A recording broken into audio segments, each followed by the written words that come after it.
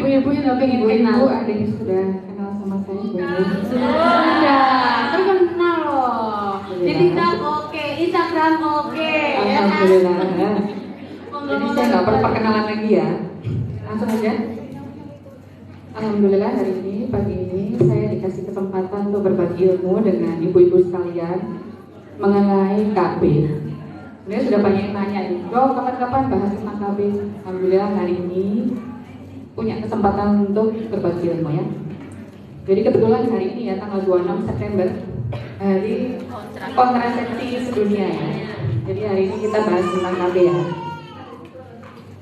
Saya mau nanya dulu nih, ibu-ibu di sini yang sudah KB siapa angkat tangan? Alhamdulillah sudah pada KB. Yang belum KB siapa?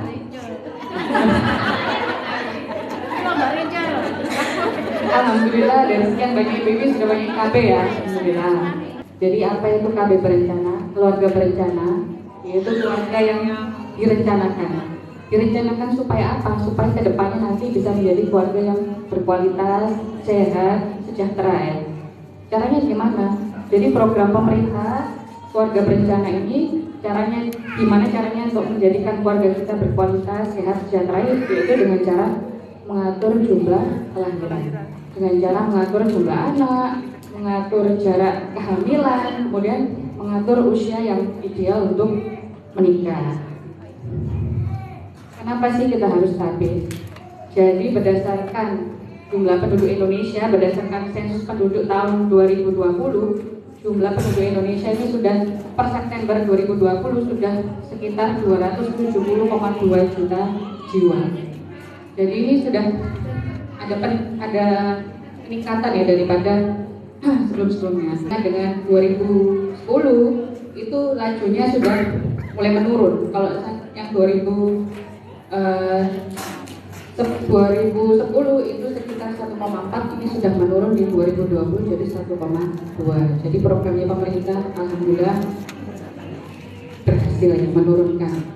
Kemudian dari jumlah sekian 270 juta itu yang usia produktif sekitar 70%, yang lansia sekitar 9%. Jumlah laki-laki dan perempuan hampir berbanding, agak banyak sedikit laki-lakinya. Tujuannya apa sih KB ini? Untuk mencegah pernikahan dini. Tahu nggak Bu, nikah yang ideal tuh umur berapa? 21. Laki sama perempuan sama nggak? Beda. Kalau laki berapa? 25. Pintar-pintar ya. Kalau perempuan? 21. Ngerti sekali ya.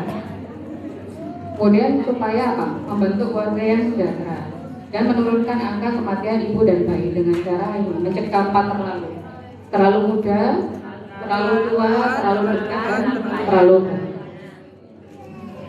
Manfaat KB itu apa aja? Ini tadi sudah disebutkan, mengatur jarak kehamilan. Yang bagus jaraknya berapa Bu? 5 tahun. Lebih dari 2 tahun. 5 tahun. Yang 2 tahun, angkat tangan yang bilang 2 tahun. 2 tahun lebih. Lebih dari 2 tahun. Yang bilang 5 tahun tadi siapa? Kasihan ya kalau 5 tahun sudah tua. Saya santai Bu. Itu anak pertama 10 tahun. 5 tahun. 10 tahun kabeh. Oh, kalau 10 tahun terlalu lama. Nah, itu kurang bagus Bu, nggak terlalu lama ya. Biar nggak terlalu tua ya. Jadi jaraknya ideal itu berapa? 2,5 tahun. Itu yang jarak ideal ya. Terus juga supaya menjaga kesehatan ibu dan anak dan meningkatkan kecukupan ASI dan pola asuh anak. Jadi kalau terlalu dekat, kasihan nanti yang pertama ASINya kurang. Tapi kalau kejauhan nanti jadi tua. Jadi kita harus tahu nih batas-batasannya ya. Nah, sekarang kita masuk tentang metode kontrasepsi. Jadi metode kontrasepsi ini dibagi 3 ya Bu ya. Ini sudah dijelaskan tadi sama Bu Bidanari ya. Jadi ada yang namanya KB hormonal, non hormonal, sama yang permanen. Oh, yang non hormonal seperti yang Ibu tahu, contohnya adalah kayak pil KB, suntik KB, kemudian implan, itu termasuk yang hormonal. Ada juga IUD yang mengandung hormon juga ada, namanya LNG atau Mirena atau apa. Itu IUD. IUD kalau IUD yang non hormonal juga ada. Yang kita tahu yang paling sering kita pakai itu yang IUD yang tidak mengandung hormon. Yang non hormonal contohnya apa? Ya, IUD, kemudian Implan. implan itu ada hormonnya. Jadi implan itu termasuk yang hormonal ya. Tapi yang non hormonal itu contohnya IUD, Kondom. yang mengandung hormon, kondom, ya itu. Terus ada yang namanya KB permanen. Kalau untuk perempuan namanya FOW. Kalau untuk laki-laki namanya MOP atau nama istilah medisnya vasektomi. Kalau perempuan MOW ada namanya tubektomi. Ada lagi juga yang namanya mungkin termasuk non hormonal ya, yang KB alami. Contohnya apa Bu yang alami Bu? Karena terputus. Karena terputus. Ya, sengaja terputus, KB kalender, jadi menghindari masa-masa subur. Menyusui. Ya, MAL atau ada aminorelaksasi. Syaratnya apa Bu? Tahu nggak kalau pakai MAL? MAL. Eksklusif. Ya, terus apa lagi? 6 bulan. Ya, terus apa lagi? Satu lagi. Ibu belum haid waktu. Ya, betul. Jadi ada 3 syarat itu ya Bu ya. Bayinya harus umurnya kurang dari 6 bulan, belum mendapatkan haid dan wajib harus ASI eksklusif. Ya Bu ya, contoh-contohnya sudah tahu kan ya, ini IUD nih bentuknya T. Biasanya kita sebut properti. Dan disuntik, kemudian pil KB, ada yang kondom. Ya, kita bahas satu-satu ya. Ini tadi juga sudah dijelaskan metode hormonal tadi yang disebut pil KB. Intinya itu sebenarnya pil KB ini ada yang kombinasi sama yang satu macam aja. Kalau kombinasi kandungannya ada estrogennya sama progesteron. Ada yang cuma isinya satu macam aja, progesteron aja. Tapi untuk ibu menyusui pilihnya yang pil KB yang satu aja, yang mengandung progesteron aja, karena estrogen itu bisa menghambat produksi ASI. Jadi fungsinya ini apa sih? Estrogen sama progesteron itu adalah mencegah ovulasi, bisa untuk mengentalkan embrio septik, itu cara kerjanya. Dan juga bisa menipiskan dinding rahim sehingga kalau ada yang terjadi fertilisasi itu bakal janinnya itu tidak bisa menempel di dinding rahim, jadi tidak jadi hamil. Tapi kerugian pil KB ini apa? Minumnya harus teratur ya. Ibu-ibu yang lupaan sama bolong-bolong, tak bolong-bolong itu ya tak cocok. Nanti bisa hamil karena sering lupa. Jadi pil KB ini cocok untuk ibu-ibu yang orangnya disiplin, pakai alarm. Jadi kemungkinan untuk bolong-bolong ya harus tiap hari kalau bisa di jam yang sama. Jangan kalau implan ini termasuk KB yang hormonal karena dipasang, dia mengandung hormon progesteron saja. Jadi cocok untuk ibu yang menyusui juga bisa. Dan ini nggak perlu takut lupa karena begitu dipasang dia bisa. Dan ini umurnya bisa 3 tahun. Cuman kerugiannya apa? Agak menyakitkan ya. Masang sama ngambilnya itu sakit. Jadi harus rela dilukai. Nah, enaknya itu. Cuman enaknya begitu dipasang ya nggak perlu takut lupa. Dan cocok kalau misalnya untuk ibu menyusui. Kemudian suntik KB. Suntik ini ada yang 1 bulan sama yang 3 bulan. Kalau yang 1 bulan itu kandungannya estrogen sama progesteron. Itu nggak cocok kalau untuk yang ibu menyusui. Kalau yang menyusui cocoknya pakai yang 3 bulan. Fungsinya sama untuk mencegah ovulasi, menebalkan lendir serviks, sama untuk menipiskan dinding rahim juga. Bisa diberikan yang kalau estrogen sama progesteron 1 bulan, kalau yang isinya progesteron aja tiap 3 bulan. Cuman kerugiannya ya itu Bu, suntik kayak ya, sebulan suntik, nggak boleh telat suntik. Kalau telat suntik hamil. Kalau yang 3 bulan itu juga. Saking lamanya sampai lupa, hati-hati lupa. Oh ya waya suntik nggak suntik, hati-hati bisa hamil lagi. Nah ini KB yang non hormonal. Salah satunya contohnya IUD ya. Nah IUD ini enak, begitu dipasang langsung berfungsi. Cuman nggak enaknya waktu masang sama copotnya. Kalau misalnya misalnya operasi sesar nggak masalah kan, begitu dipasang nggak kerasa kan waktu operasi. Yang mungkin yang nggak enaknya waktu Ambil. nyopotnya, karena biasanya kalau pas sesar itu buntutnya itu nggak disisakan atau dipotong. Jadinya kalau misalnya jenengan mau lepas di bidan biasanya agak kesulitan karena ekornya buntutnya itu loh, benangnya itu dipotong semuanya sehingga susah untuk ngambilnya, sehingga pasti dirujuknya ke rumah sakit untuk melepasnya. Tapi kalau masangnya dari bawah biasanya harus disisakan benangnya sehingga kalau mau lepas digampang ya. Nah itu umurnya lebih panjang tuh. Kalau yang dari pemerintah kan ada 2 ID ya. Kalau yang dari pemerintah itu properti itu gratis, dari pemerintah nggak bayar. Usianya bisa sekitar 8 sampai 10 tahun. Jadi kalau mau lepasnya baru 8 tahun kemudian atau 10 tahun kemudian. Tapi yang kalau Novatek itu biasanya beli sendiri, itu usianya 5 tahun. Kelebihannya apa, dia itu dari bahannya aja cukup, bahannya dia lebih lentur, lebih fleksibel. Kalau yang properti dia agak kaku. Cuman sebenarnya fungsinya sama aja, terserah bisa memilih salah satunya. Kemudian kondom ini non hormonal, bukan karet, tapi yaitu rawan bocor. Ya lo udah pakai kondom kok, jadi aja lah, itu bisa jadi kondomnya bocor. Nah terus selanjutnya ini kontrasepsi yang permanen. Nah ini namanya vasektomi yang tadi MOP, jadi saluran spermanya yang dipotong. Kalau yang perempuan MOW tubektomi, jadi ini tuba, saluran telur atau tuba falopin yang dipotong. Nah kalau misalnya ikut yang program pemerintah BKKBN itu memakai alat namanya laparoskopi, itu biasanya pakai ini tuh, Dikat.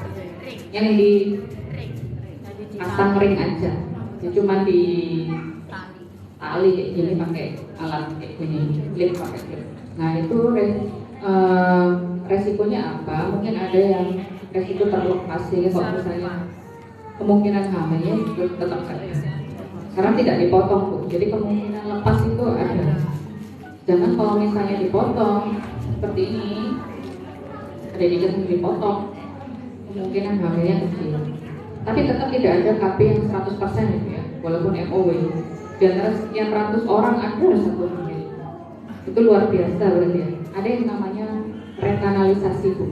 Jadi rekanalisasi alami, menyambung kembali secara alami. Ada beberapa kasus yang seperti itu. Sudah dipotong kok masih hamil, berarti itu rezeki Bu ya. Sudah berusaha tapi Allah berkata lain, rezeki berarti. Itu mungkin yang mengalami rekanalisasi alami, jadi menyambung secara alami padahal sudah dipotong. Nah ini ada yang istilahnya KB pasca persalinan dan pasca keguguran. Ada beberapa KB yang bisa langsung dipasang begitu melahirkan, jadi tidak perlu menunggu nifas. Contohnya apa? IUD itu bisa langsung dipasang setelah melahirkan. Jadi kalau misalnya operasi sesar bisa langsung dipasang, atau pasca plasenta, begitu plasenta lahir 10 menit kemudian bisa dipasang. Batasannya sampai 48 jam tepat. Itu yang langsung dipasang. Kalau misalnya nggak mau, dok saya nanti aja, ya boleh. IUD bisa dipasang tapi setelah nifas, setelah 6 minggu. Kemudian MOW itu bisa langsung dilakukan postpartum. Jadi waktu sesar misalnya langsung dipotong bisa. Ada implan juga, implan begitu melahirkan bisa langsung dipasang tanpa harus menunggu nifas. Terus kalau pasca keguguran itu bisa semua. Mau pasang IUD langsung misalnya habis keguguran, habis kuret misalnya langsung dipasang IUD boleh langsung. Atau habis kuret langsung MOW juga bisa.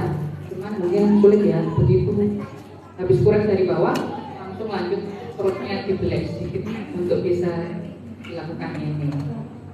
Atau misalnya langsung habis kuret langsung implan juga boleh. Tapi untuk yang habis melahirkan tapi masih ingin menyusui itu tidak semua bisa dipakai. Yang bisa langsung dipakai setelah melahirkan dan untuk ibu-ibu yang menyusui ya pilihannya adalah IUD. Karena IUD tidak mengandung hormon.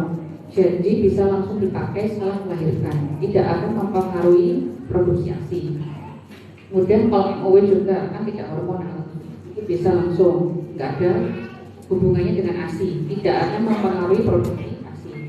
Kemudian implan, karena kandungannya dia progesteron, tidak mengandung estrogen, maka itu tidak akan mengganggu produksi ASI, jadi bisa langsung dipakai setelah melahirkan, langsung bisa dipasang tanpa harus menunggu masa nikah. Nah, apa yang harus KB apa dok yang harus menunggu masa nikah dulu? Nah ini suntik KB 3 bulan itu harus menunggu 6 minggu setelah melahirkan. Begitu juga pil KB yang progesteron yang mengandung progesteron aja itu nggak bisa langsung, tapi harus menunggu 6 minggu karena mengandung progesteron.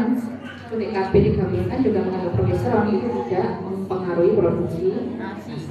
Cuman yang dua ini tidak bisa langsung itu mereka langsung dipakai, nggak bisa. Alasannya apa?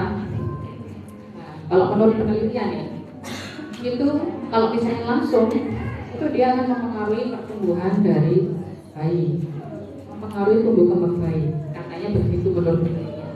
Tetapi kalau untuk terapi, kalau di sini menurut penelitian yang dari WHO ya, itu kalau pil yang progesteron itu dibilangnya di sini itu bisa langsung, tapi kalau menurut BKKBN itu harus menunggu 6 minggu. Jadi kita pilih aman aja, karena menurut penelitian kok ada kata-kata begini mengganggu pertumbuh kembang bayi, jadi lebih aman kalau dipakainya 6 minggu setelah melahirkan. Kalau menurut penelitian ya itu tidak ada hubungannya dengan perkembangan bayi dan produksi ASI. Kalau menurut penelitian ilmuwan, tapi kalau dari BKKBN sebaiknya sih 6 minggu. Nah ini mitos dan fakta seputar alat kontrasepsi. Dok, nggak mau pakai IUD. Takutnya apa? Katanya kok bisa pindah-pindah. Pindahnya kemana? Nah, pindahnya kemana bu? Nah, pindah itu maksudnya itu bisa melorot bu. Jadi dia bisa turun. Kalau misalnya IUD-nya itu tidak pada posisinya benar-benar dia di pucuknya rahim, di fundus itu di pucuknya rahim. Tapi kalau dia turun melorot sampai untuk mau keluar, nah itu tidak berfungsi kalau dia posisinya seperti itu, dan itu bisa bikin hamil. Jadi hamil dengan IUD ya banyak kayak gitu. Soalnya apa? Ibu nggak pernah kontrol. Dok saya itu sudah pakai IUD tapi kok hamil ya dok ya? Setelah di USG ternyata IUD-nya melorot. Nah, melorot itu ya bisa hamil ya. Jadi IUD ini aman asalkan ibu-ibu wajib kontrol. Kontrolnya kapan? Jadi kontrol IUD itu yang pertama 1 bulan. Kalau aman nanti 3 bulan. 3 bulan aman nanti 6 bulan kemudian. Kalau aman nanti kontrolnya tahunan. Jadi nggak harus kontrol tiap bulan juga. Jadi kalau misalnya sampai tahap 1 tahun itu aman terus, kita kontrolnya tiap tahun. Nah ini faktanya, IUD bisa bikin haidnya lebih panjang. Jadi panjang. Jadi kalau pakai IUD itu, misalnya, dok saya dulu kalau nggak pakai IUD loh nggak pernah kayak gini. Ya kalau saya nggak pakai IUD itu biasanya haidnya 3 hari, 4 hari, ini kok sampai 7 hari, 8 hari nggak selesai. Nggak apa-apa, itu karena efek IUD. Jadi IUD itu bikin haidnya lebih panjang dan haidnya lebih banyak. Dok saya sehari biasanya cuma 2-3 pembalut, kok sampai 5 pembalut ya?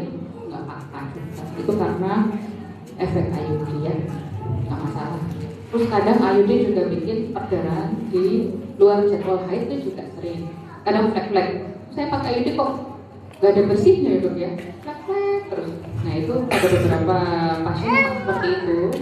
Kadang bisa karena penyesuaian dulu bu, nanti biasanya dievaluasi 3 bulan. Oh dia kemana? Nanti kontrol 3 bulan. 3 bulan kalau aman, ya berarti bisa lanjut. Tapi kalau misalnya kontrol 3 bulan atau 6 bulan tetap seperti itu, mungkin itu yang namanya nggak cocok dengan pakai IUD. Karena kalau saya pakai IUD itu cocok, maka haidnya lancar tiap bulan dan di luar jadwal haid tidak ada perdarahan. Itu mungkin pertimbangan untuk IUD-nya dilepas dan dijalan. Kalau implan katanya juga bisa pindah-pindah tempat. bergeser terus nggak bisa bekerja berat, nggak ada hubungannya ya. Jadi mungkin kalau faktanya implan untuk pasien-pasien yang obesitas lebih dari 70 kilo mungkin efek iklannya nggak ngefek bu, karena posisinya untuk orang-orang dengan berat badan yang normal ya. Kalau obesitas mungkin efeknya nggak kurang. Steril katanya nggak boleh bekerja berat, nggak ada hubungannya bu ya. Steril cuma dipotong aja, jadi nggak ada hubungannya sama nggak boleh kerja berat, tetap boleh kerja berat. Dan tidak menyebabkan menopause di awal, nggak ada hubungannya. Yang bikin menopause itu adalah sel telur. Jadi kok sel telurnya makin lama makin habis, cadangannya habis, jadi menopause. Itu kalau sel telurnya diambil ya, bisa menopause lebih awal. Tapi kan yang dipotong bukan sel telurnya, bukan induk telurnya, tapi salurannya saja yang dipotong. Jadi tidak menyebabkan menopause lebih awal. Terus pil suntik bisa bikin rahim kering. Bukan rahim kering ya. Tadi loh efek samping dari efeknya KB supaya tidak hamil, dia akan menipiskan dinding rahim. Jadi bukan bikin rahim kering, bukan. Jadi bisa tipis itu supaya kalau misalnya terjadi pembuahan, buahnya itu untuk bisa nempel di rahim itu tidak bisa. Ini juga berarti yang sebenarnya bukan kering ya. Rahim kering itu terjadi saat menopause. Jadi begitu sel telurnya itu cadangannya udah habis, sudah nggak haid, tidak bisa haid sama sekali, itu disebut menopause. Kalau misalnya 1 tahun tidak haid disebut menopause. 1 tahun tidak haid. Jadi beda ya, bukan rahim kering. Rahim kering mungkin maksudnya itu menopause itu tadi sudah tidak bisa. Tapi kalau pada suntik KB kan tetap bisa haid ya bulan. Kalau untuk yang suntik KB 3 bulan, kadang efek sampingnya itu tidak haid. Tidak haid, tidak apa. Dan itu pun baru terjadi kalau misalnya setelah beberapa kali suntik. Jadi kalau bukan suntik sekali terus nggak itu nggak jarang. Biasanya kalau sudah 1 tahun pemakaian suntik KB, biasanya nanti efek sampingnya dia tidak haid sama sekali.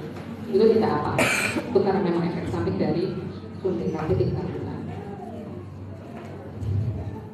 Jadi mau pilih yang mana tergantung dari individu masing-masing keperluannya apa. Mau menyusui apa tidak, kok nggak menyusui istilahnya ini, kok menyusui bedanya ini boleh. Ini ya bu, contoh kartu peserta KB. Biasanya nanti dari Bu Bidan dapat seperti ini, dari plastik dapat seperti ini. Untuk sebagai pengingat, dulu masangnya tanggal berapa, terutama kalau ini kalau IUD atau ya iklan ya, masangnya tanggal berapa, nanti jadwalnya lepas tanggal berapa. Jadi sebaiknya buat enggak? Oke. Saya dulu deh. Kayak gitu. Turun tangannya. Oke. Saya buka pertanyaan sesi pertama, 2 pertanyaan. Belum. Turun. Bantu ya. 1, 2, 3. Saya Ya tengah ibu yang pakai kerudung hitam, pakai masker putih, jangan bu.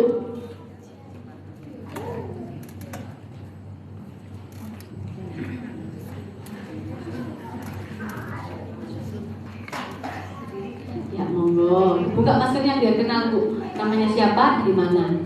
Monggo. Assalamualaikum warahmatullahi wabarakatuh. Assalamualaikum warahmatullahi wabarakatuh. Nama saya Diana dari Solo Bengawan. Saya mau tanya, untuk KB IUD itu kan ada jangka waktu 5 sampai 10 tahun. Terus kalau lamanya 10 tahun itu efek sampingnya apa? Terus yang kedua,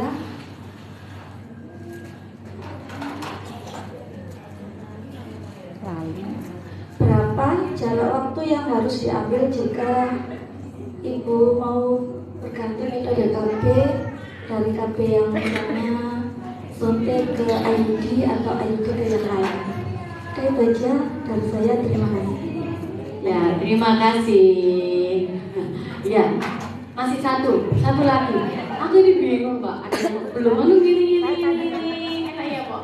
Enak ya apa ini mbak? saya Boleh. Oke, lagi ya. Turun lagi. Salah. Masa aku udah tanpa di kafe tadi. Oke. 1, 2, Tiga.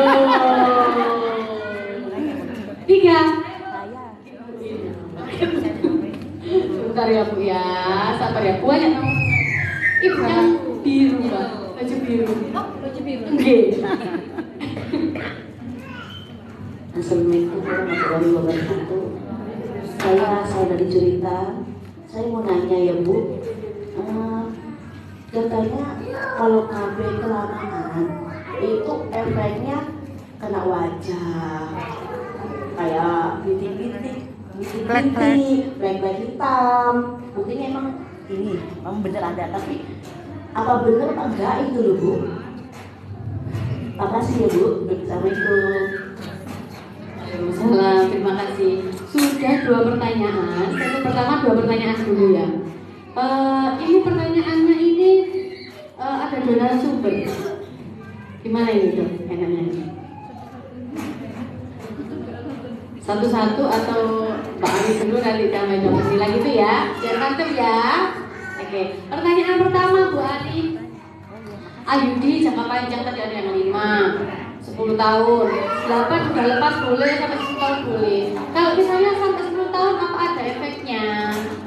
Begini ya Bu, tadi sempat tanya, untuk IUD itu kan non hormonal, jadi tidak ada masalah. Makanya ibunya mau sampai jangka 10 tahun kan memang jangkanya itu kan 8 sampai 5 sampai 10 tahun dan 8 juga bisa dilepas gitu kan ya. Jadi untuk masa tangganya itu ya masih ada masalah dan ada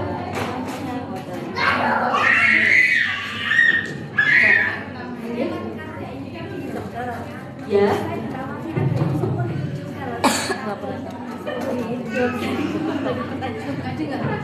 Oke, mungkin dibantu sama dokter Dila menjawab ya. Iya. Katanya gimana Bu? Tapi seumur hidup. Iya, KPI seumur hidup. Iya, kan saya kan KBI ini tidak percobaan. Kalau itu ada nih psikolog itu berapa tahun sekian tahun sekali sampai seumur hidup saya gitu. Waduh, itu efeknya ya Allah. Ya. Mungkin maksudnya kan pilihan KB banyak Bu ya. Mungkin yang dimaksud seumur hidup mungkin yang MOW. Iya, hanya IUD. Oh, IUD. Saya ambil 10 tahun ini sudah 2 kali pasang. 10 tahun terus saya lepas lagi. Ini pasangnya 10 tahun. Makanya saya tanya efeknya apa? Jadi ya Bu, misalkan kalau seumur hidup itu kayaknya nggak bisa. Memang sih IUD itu kan benda asing ya yang ditanam di tubuh. Kalau benda asing ditanam di tubuh itu kan khawatirnya nanti kelamaan kan atau rusak entah apa. Memang biasanya sih ada yang pakai KBIUD itu seumur hidup, cuma yaitu tadi karena benda asing yang dimasukkan di dalam tubuh itu khawatirnya terjadi apa-apa dalam tubuhnya. Jadi kalau menurut saya lebih baik kalau pakai IUD itu ya sesuai jangka waktunya aja, lebih amannya. Maksud saya sendiri ya 10 tahun kan sudah ganti karena itu kan tidak rasa takut juga. Mungkin mau menambahkan Bu ya. Sebenarnya kalau IUD nggak dilepas juga nggak apa-apa Bu. Cuman kalau 10 tahun kan rekomendasi untuk fungsinya.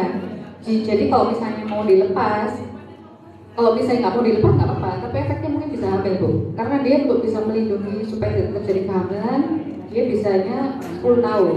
Misal ada yang misalnya, dok saya maunya nggak dilepas, saya takut melepasnya.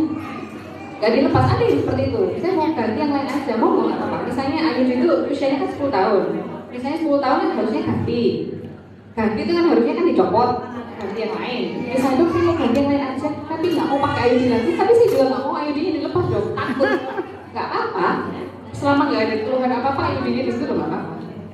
Nggak dilepas nggak apa-apa, tapi wajib ganti KB lain. Karena apa? Begitu 10 tahun, misalnya lebih dari 10 tahun, mungkin bisa terjadi kehamilan. Karena fungsinya dia kan berfungsi cuma 10 tahun. Jadi wajib ganti yang lain. Misalnya saya tak ganti pil aja dong, ya nggak apa-apa. Jadi begitu 10 tahun ganti pil, itunya nggak dilepas, nggak apa-apa. Karena takut, kadang ada yang takut nyopotnya.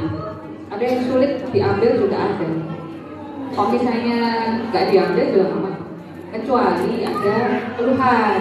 Contoh keluhan yang paling sering kalau IUD sering keputihan, perdarahan yang terus nggak ada berhentinya, nah itu harus dilepas tuh. Tapi kalau misalnya nggak ada keluhan, mau nggak dilepas dulu nggak? Ada loh yang sampai 30 tahun udah nenek-nenek itu ke saya ngomong ngapain bu? Saya mau lepas Ayudi dong. Ayudi ini sudah berapa tahun? 40 tahun atau 30 tahun? Masya Allah, itu sampai Ayudi udah kecil, ngambilnya susah. Itu sulit bu, apalagi yang Ayudi zaman dahulu kala ya, modelnya kan es spiral kayak gini, jadi susah itu lepasnya kalau misalnya, apalagi kalau sudah sepuh ya, udah menopause, mulut rahimnya tuh udah mengecil, menutup, itu susah sekali untuk ambilnya. Maka saya kembalikan ke ibu, ada keluhan? Tidak ada.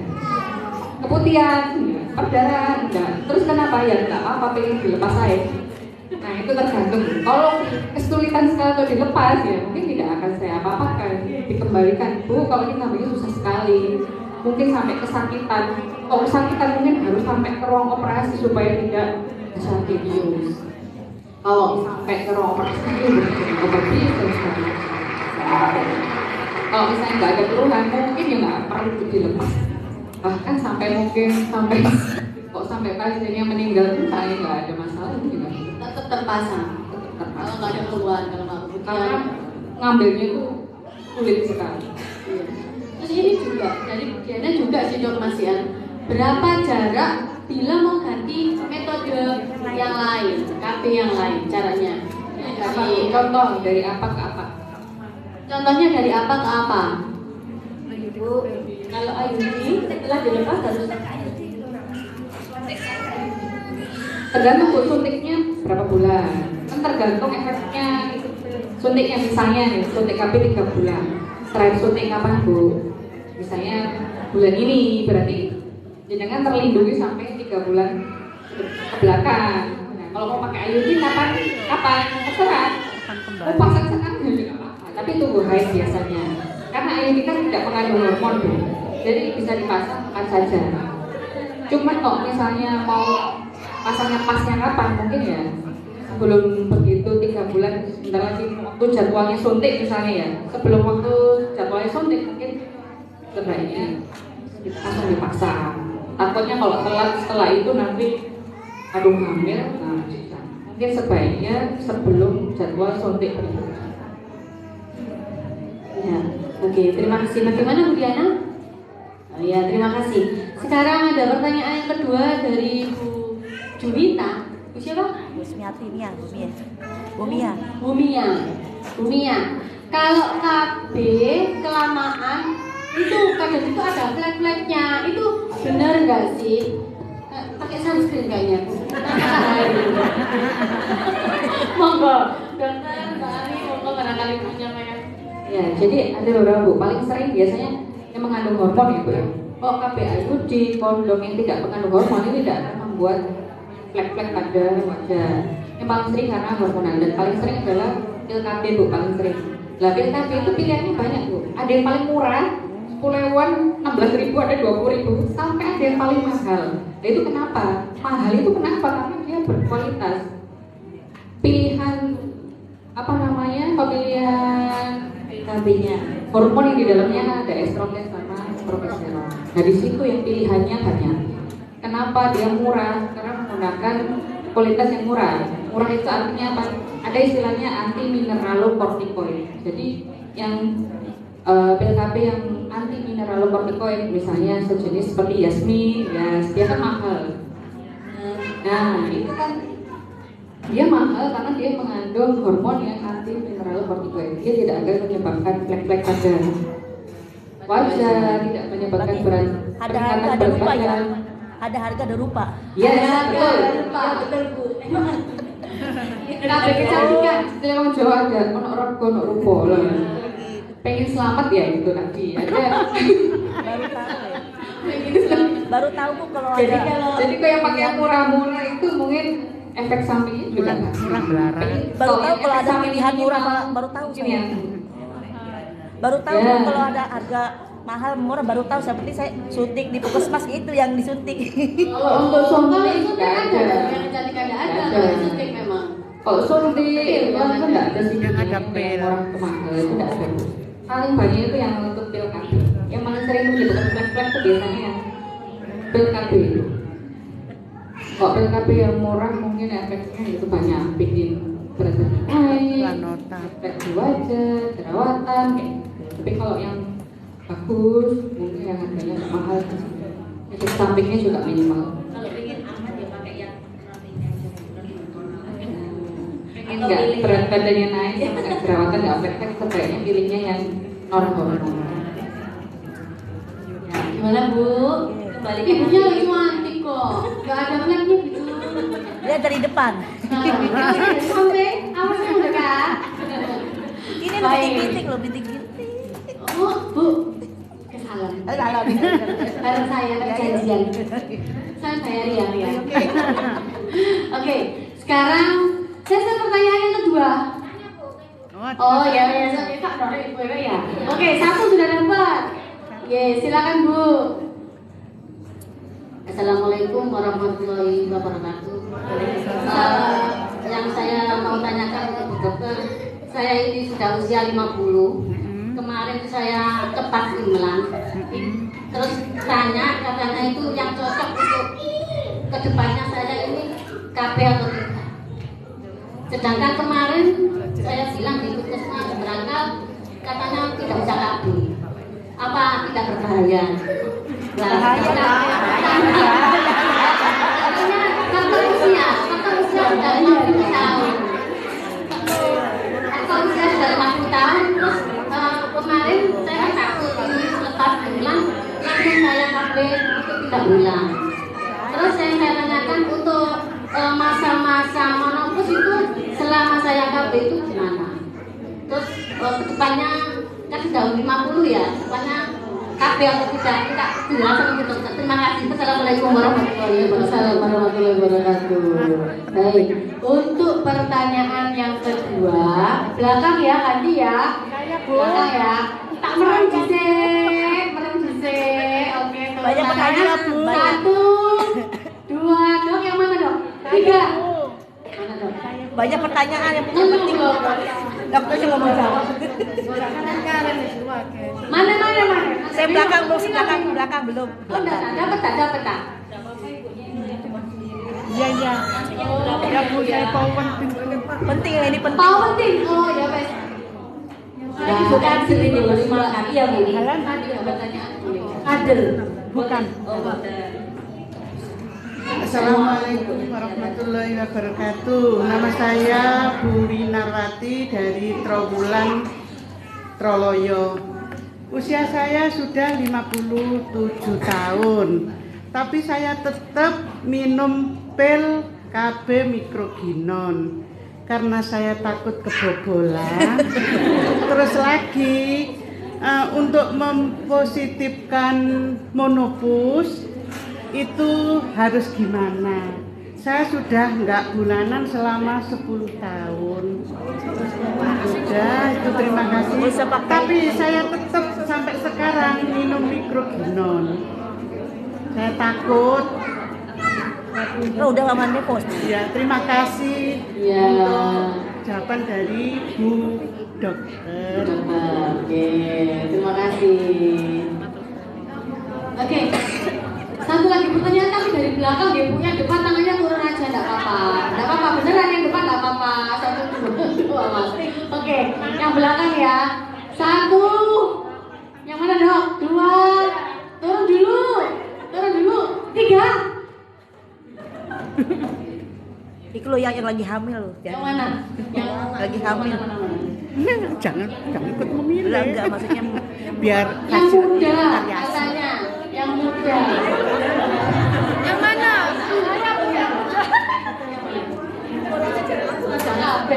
yang lagi hamil nanya.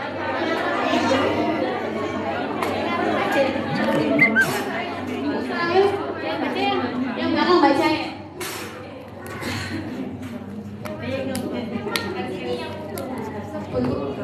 Kudu garis. Oh, coklat. Hidung garis. Jangan gini baca soalnya. Iya, garis kerudungnya. Garis. Assalamualaikum warahmatullahi wabarakatuh. Nama saya Budi Kristiani. Maaf juga, saya tidak kesehatan juga. Saya banyak bertanya ini karena banyak pasien saya yang pertanyaan.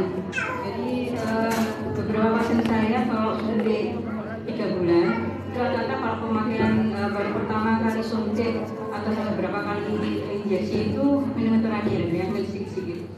Itu biasanya saya sampaikan bahwa memang 3-4 kali baru nggak menstruasi sama sekali.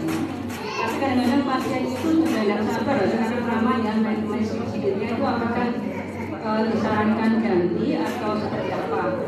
Kemudian kalau implan dokter, tadi kan yang disampaikan dengan berat badan 10 kilo lebih dari 10 kilo itu kan tidak efektif.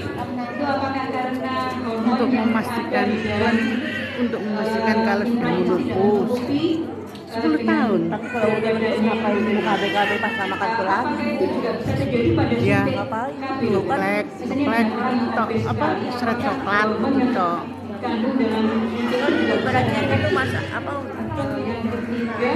Mau makin menopause kali. Ibu, pertanyaannya dulu pernah steril, pernah di dokter Zulfikar, terus sudah di kan itu program desa, Gitu ya Bu ya. tapi Udah sekarang lama ini kok Mbak itu mesti yang jalan channel. Cewek Mbak ini dari G. Oke, pertanyaan pertama. Usianya sudah 50 tahun tapi masih pakai baru lepas implan ya. Saya perlu KB apa enggak? Jadi untuk pertanyaan pertama dan kedua mungkin hampir mirip gitu ya. Iya, sama yang kedua ini juga masih minum pil. Iya. Sudah menopause. Ya, mungkin ibu-ibu perlu tahu ya. Jadi disebut menopause Bu ya. Disebut menopause bila tidak haid selama 1 tahun. Nah, kalau sudah tidak haid 1 tahun itu sudah disebut sebagai menopause. Maka tidak perlu untuk minum pil KB lagi. Tuh. Karena jenengan minum pil KB itu menopause enggak Bu? enggak. Nah, wis berarti yo kan. Karena kalau misalnya masih ini apa namanya belum menopause, harusnya kalau misalnya minum pil KB tiap bulan baiknya rutin tiap bulan. Tapi Jadi- kadang-kadang ada flag gitu toh. Ya, nggak apa-apa. Mungkin karena efek pil KB dengan minum itu. Harusnya kalau sudah menopause, disebut menopause bila 1 tahun tidak haid sama sekali itu sudah disebut menopause. Maka tidak perlu meminum atau memakai KB lagi Bu. Nggak apa-apa Bu. Umur berapa Bu? 57 Bu. 57, yang satu 50. Oh yang Ibu, Masih mens ya tadi. jenengan masih haid nggak Bu? Berarti kalau misalnya masih haid tiap bulan maka tetap harus KB. Hamil umur 50 tahun ya ada Bu. Ya iya, tahu. Karena menopause tiap perempuan itu beda. Tidak semua sama. Dan selama masih haid itu ya berarti masih Apa nggak bisa untuk di apa ini untuk mepositifkan atau di lab atau di apa? oh nggak perlu. Sebutannya 1 tahun tidak haid itu sudah disebut menopause. Sudah itu aja. Nah, tapi kalau dalam 1 tahun tuh masih mens, nggak tahu cuma 2-3 kali berarti belum menopause. Berarti mungkin sebaiknya tetap ber-KB sampai menopause. Nah, itu ya. Jadi 1 tahun nggak men, nanti menopause. Terus uang yang buat KB disimpan tabung buat skincare. Biar kenceng. Ya. Oke. Iya, aku mau jualan skincare aja kalau gitu ya. Oke, sekarang pertanyaan yang terakhir dari Bu Wijike. Oke. Bu Puji, ya suntik KB 3 bulan pertama atau awal-awal itu biasanya banyak yang minum metro ya dok, yang flek-flek kayak gitu. Itu harus ganti atau bagaimana? Ya, jadi kalau misalnya suntik KB 3 bulan memang efek sampingnya menometroraktin. Jadi memang flek-flek, jadi harus dikaji pasiennya. Bu, kalau suntik 3 bulan, ada yang bilang gini, dok saya katanya suntik 3 bulan itu nggak mens, ini kok saya mens. Nah, itu untuk bisa menjadi amenorrea atau tidak haid sama sekali itu kurang lebih biasanya 1 tahun. 1 tahun pemakaian rata-rata. Jadi ya sekitar 4 kali suntik kalau baru bisa amenorrea. Tapi menuju selama 1 tahun itu mungkin masih ada yang flek-flek atau perdarahan. Itu memang harus di KI pasiennya. rata-rata seperti itu. Dan itu tidak harus ganti ya. Kalau misalnya perdarahannya cuma bisa ditolerir sih nggak masalah. Tapi kalau perdarahannya mungkin yang buahnya terus menerus sampai pasiennya lemes segala macam mungkin ya harus diambil. Tapi kalau misalnya cuma nggak flag gitu aja sih mungkin nggak masalah, masih bisa diambil. Oke, terus ini tadi jadi dari ibu yang sama itu implan kan tadi kalau beratnya 70 kilo itu kurang efektif. Kalau suntik gimana dong? Itu efeknya itu dosisnya dinaikkan dong 1,5 gitu. Kalau untuk suntik kan memang belum ada ya kalau seperti itu ya. Kalau untuk implan memang ada aturannya, mungkin ada beberapa penelitian yang kalau misalnya pakai implan untuk pasien obes itu ada terlalu berefek. Kayaknya ngambilnya juga susah ya dok, nanti kalau obes ya. Masanya juga susah.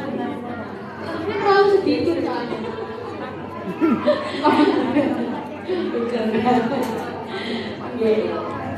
Kalau misalnya tapi belum ada. Belum ya, belum ada. Jadi hanya yang untuk itu hanya implan bu, ya efektivitasnya. Alhamdulillah. Sessionnya 1-2 aja sudah selesai ya. Nambah satu lagi. Mbak, sekarang saya serahkan Mbak MC wis. Mbak MC berdiri sampai tanya siapa ya enggak apa-apa. Tak pengen ya. Aku mau keluar dong. Mau ya. Mbak, tiktokan lagi, Mbak. Tiktokan lagi. Tiktokan lagi. Oke, Mbak Jayan. Oke. Ada satu sudah dapat, monggo Mbak yang di belakang. Perkenalkan, nama saya Suci dari Kedungwaling. Mau tanya, sehabis saya lahiran itu kan masa nifas. Setelah masa nifas sampai sekarang anak saya umur 1 tahun saya belum haid bu ya. Terus misalnya pakai pil KB itu dimulainya minumnya dari mana? Soalnya kan tertera ada yang kan buat haid itu. Nah, sedangkan saya kan nggak haid sama sekali, itu minumnya di mana? Terus misalnya pakai implan apa boleh? Karena saya kan hipertensi. Sudah, terima kasih. Oh iya, terima kasih Bu Bapak Arif. Penting-penting asli ini. Pertanyaannya lo penting. Saya mencoba menjawab, ibu nanti barangkali kurang pas dengan jawabannya bisa dibantu dari Dokter Nila. Kalau ibunya tadi punya hipertensi, ya. Kalau punya hipertensi, jadi kan mau pil ya. Karena kan hipertensi itu kan, ya kalau bisa jangan pakai yang hormonal gitu. Selagi kalau implan itu juga hormonal, pil juga hormonal. Mending pakai ini aja, atau yang lain hormonal aja, itu pakai IUD gitu bisa. Takutnya apa bu? Ayo. Jadi apa takutnya udah dijelaskan cara-caranya. Jadi lebih amannya kalau menurut saya deh, lebih amannya karena kan jadi kan ada hipertensinya. Kalau hormonal itu kan mati takutnya meningkatkan tekanan darah. Sampai rendah. Ditunggu sampai rendah, datang ke dokter jantung dulu kayaknya. Nanti kalau tanya ke dokter jantung itu kan nggak dulu, wenyang ya. Kalau IUD kan enak, bukan hormonal, jadi jadinya nanti juga jangkanya juga panjang. Untuk pasangnya bisa langsung pasang, nggak apa-apa. Meskipun ibunya kan selama 1 tahun kan nggak main game, bisa langsung pasang waktu-waktu memang. Tapi biasanya IUD itu dipasang waktu itu apa biar sudah masuknya hotel. Tapi kalau misalkan sewaktu-waktu pasang bisa, tapi ya itu dipastikan nanti kalau jadinya umumnya mereka dulu. Iya, terima kasih. Dokter Nila ada tambahan mungkin?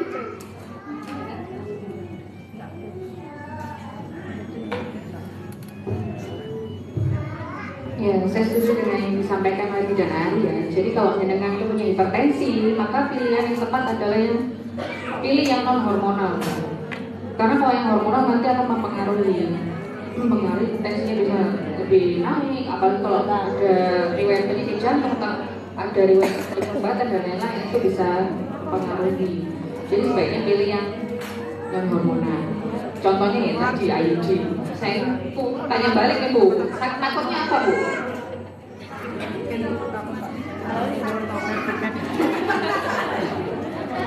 Sakit melahirkanku, sakit melahirkanku. Tahu kan? Ya, karena Ayuci kalau misalnya pengen nggak sakit, sebaiknya dipasang waktu. Nah, kalau misalnya menyusui kan nggak haid, nanti bisa konsultasi sama dokter, nanti mungkin bisa beri obat-obatan supaya bisa haid lagi juga bisa. Jadi nanti bisa dipasang. Karena sebenarnya kalau pasangnya nggak pas haid itu juga sakit ya. Tenang, ada obatnya, ada dokternya. Nah, datang ke klinik, datang ke rumah sakit, daftar di depan, jadwalnya. Datang bu jadwalnya. Oke, pinter ya. Ya, terima kasih. Pertanyaannya sudah memang banyak pertanyaannya. Sebenarnya satu orang satu itu mau tanya semua. Ya, berhubung waktunya itu mepet, cuma 1 jam. Kapan-kapan kita janjian bikin yang 12 jam ya. Live TikTok. Loh, kayaknya ada live TikTok. Dong, apa dong akunnya dong? Dokter Nila Krisnasari SPOG. Dokter Nila Krisnasari SPOG. Ini live TikTok juga. Nanti ya dibuka TikToknya. Kapan live-nya? Nanti dilihatnya nanti ya. Tanya-tanya di situ kayaknya lebih baik ya. Kesehatan biasanya. Ya, ada info tentang kesehatan kandungan. Terima kasih atas waktunya Dokter Nila, Bu Ari, dan terima kasih semuanya pada ibu-ibu. Saya mohon maaf jika saya ada kesalahan ya, tidak nunjuk ini, tidak pilih ini. Saya juga soalnya pertanyaan memang banyak sekali ya. Jadi kontrasepsi itu alat untuk mencegah kehamilan, ya. Dan KB itu yang cara untuk mencegah menunda kehamilan supaya keluarga itu bisa direncanakan, 2 anak cukup, menjadi keluarga yang sejahtera, banyak keluarga nanti bisa dan berkualitas, sekolahnya bisa yang sampai tinggi seperti itu ya ibu. KB-nya suaminya kenapa bu? Suami gitu. Oke, pilih KB yang cocok buat jenengan. KB apa yang bagus, yang cocok sesuai dengan kebutuhan jenengan. Oke, mohon maaf dari saya, Dokter Nila dan Mbak Ari, bila ada kekurangan, saya akhiri. Wassalamualaikum warahmatullahi wabarakatuh. Saya berterima kasih kepada Mbak Rita selaku MC. Terima kasih.